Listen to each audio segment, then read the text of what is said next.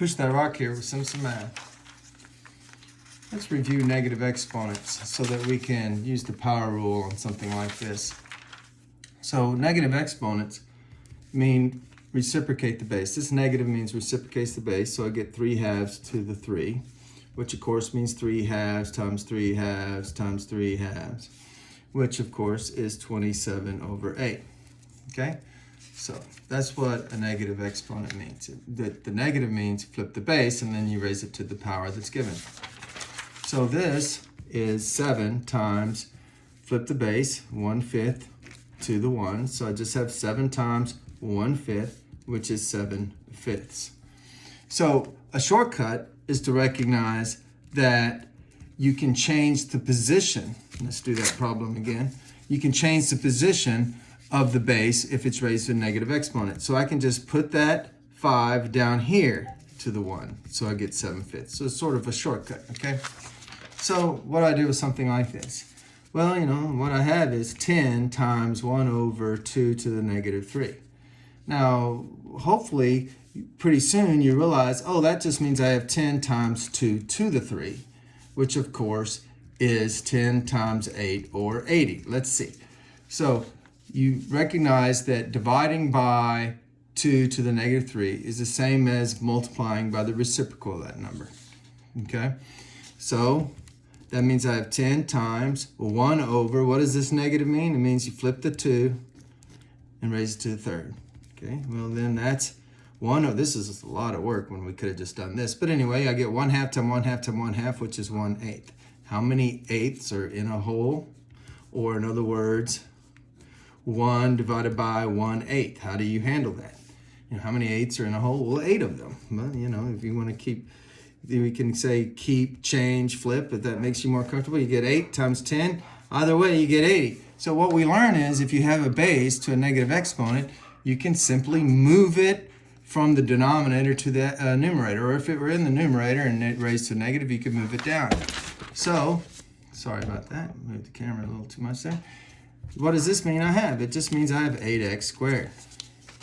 Because the negative exponent just simply moves it up. So what does that mean I have? Well, that means I have 8 over x squared. So now that we remember negative exponents, let's do a derivative problem.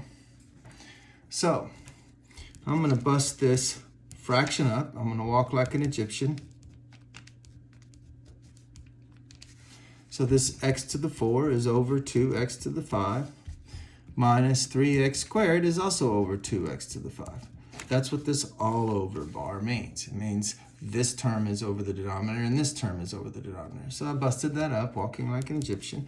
Now derivatives are linear, so I can bust this up across subtraction.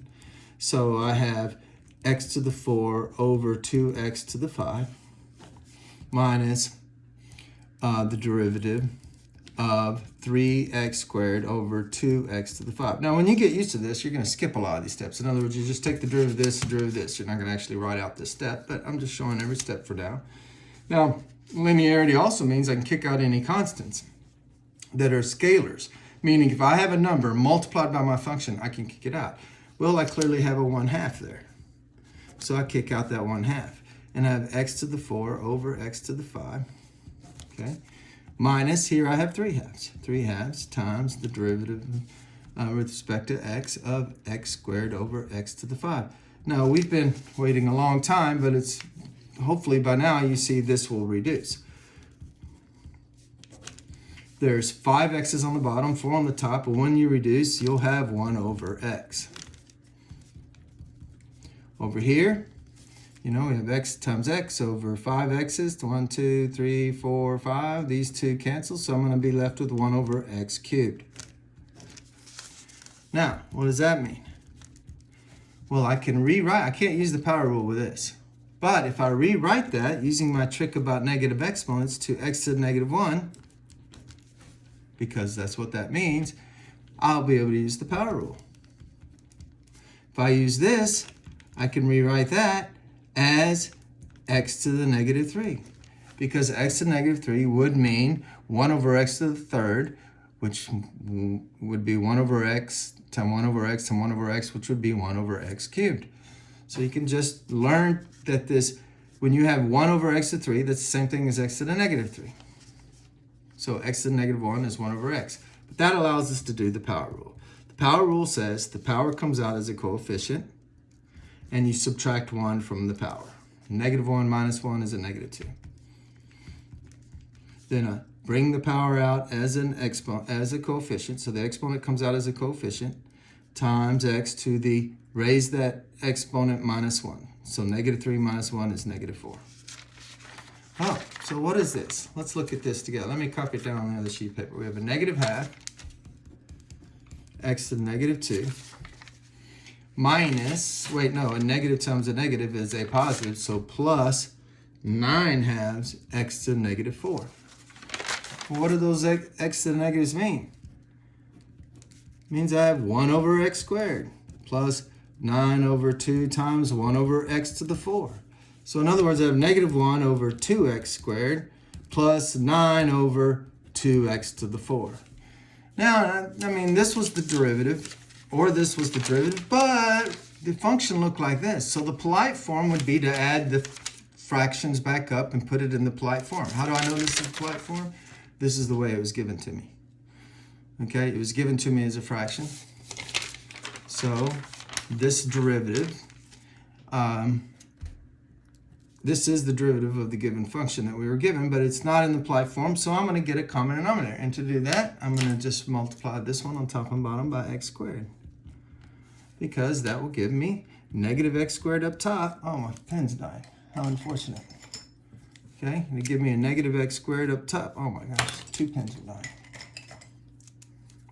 Negative x squared up top over 2x to the 4 down below, plus 9 over 2x to the 4. Now I have a common denominator and put them together, 2x to the 4. I have negative x squared plus 9. And this is the derivative of the original function that was given to me. What was that original function? It was x to the 4 minus 3x squared all over 2x to the 5.